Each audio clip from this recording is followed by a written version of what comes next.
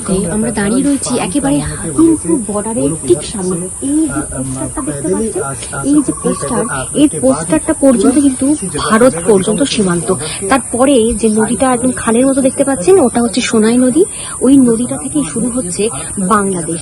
আর আমি একবার একটু বলবো দেখাতে যে আমাদের যে ভারতের যে ফ্ল্যাগ, সেই ফ্ল্যাগটা কিন্তু ওখানে রয়েছে। আমি আঙুল দিয়ে একটু দেখানোর চেষ্টা করবো। ওখানে হচ্ছে একটা বিএসএফ ক্যাম্প। আর ঠিক এই নদী, অর্থাৎ এই নদী দিয়েই কিন্তু যারা অনুপ্রবেশকারী তারা কিন্তু বেআইনি ভাবে এখান থেকে সম্ভবত পার হওয়ার একটা অভিযোগও আমরা এখানকার যে সমস্ত স্থানীয় বাসিন্দারা রয়েছে তাদের থেকে কথা বলে যেটা জানতে পারলাম। এটা হাকিমপুর গ্রাম, আমাদের ইন্ডিয়ার শেষ সীমানা। এখানে একটা পিলার আছে, আমরা দেখতে পারেন ওখানে, ওইটা কিন্তু ইন্ডিয়ার শেষ সীমানা, বুঝলেন?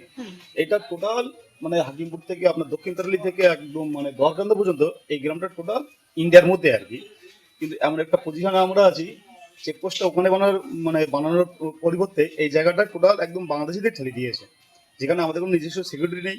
এই বর্ডার সাইডে কিন্তু কোনো পুলিশও নেই, মানে এক প্রকার মনে করেন আমরা বাংলাদেশের মধ্যে ঢুকে গেছি, এরকম একটা পরিস্থিতি আর কি। একটা সময় ছিল বিএসএফ কিন্তু ঘাটে ডিউটি করতো, তখন আমরা শান্তিভাবে থাকতে, সিকিউরিটি ছিল আমাদের একটা, যেহেতু পাশে বাংলাদেশ আমাদের প্রতিবেশী দেশ, তারপরেও সেটা বিদেশ।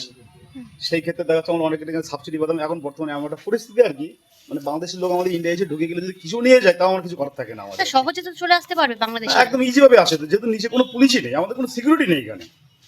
এই যে এতগুলো গ্রাম, এতগুলো মানে মানুষের বসবাস এখানে, মানে এই টোটালি এই মানুষগুলোর মধ্যে কোনো সিকিউরিটি নেই। আচ্ছা, ওরা তো এখানে এসে খুব সহজেই বাংলাদেশ এই ভারতীয় বলে প্রমাণিত করতেও তো পারবে, মানে এখান থেকে ঢুকে বা বাইরে তো বেরিয়ে ঢোকার জন্য চেকপোস্ট আছে আপনার, ওখান থেকে আটকা দেয় আর কি। হ্যাঁ, কোনো আত্মীয় বলেও তো বেরিয়ে যাওয়া সহজে আপনাদের গ্রামে থাকতে পারে, তো থাকে তো।